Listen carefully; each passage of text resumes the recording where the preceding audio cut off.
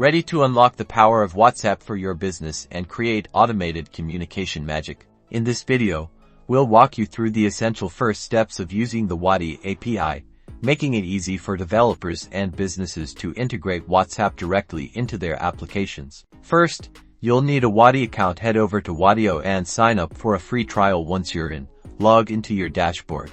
From the dashboard, navigate to the API keys section. This is where you will find your unique access token. Copy this key, as we will need it for authentication. Keep it safe and secure, as it's your key to the Wati kingdom. The next step is sending your first message. Wati provides a well-documented API, which you can find on website. Ensure that your HTTP requests include your API key for authentication. This tells Wati it's really you making the request. To send a message, you will need the WhatsApp number of the recipient and the message you'd like to send. You should see a successful message status confirming the message has been successfully delivered. Now that you've sent your first message, it's time to explore the advanced features. Wati API unlocks advanced features such as broadcasts, message templates, chatbot integrations, and much more.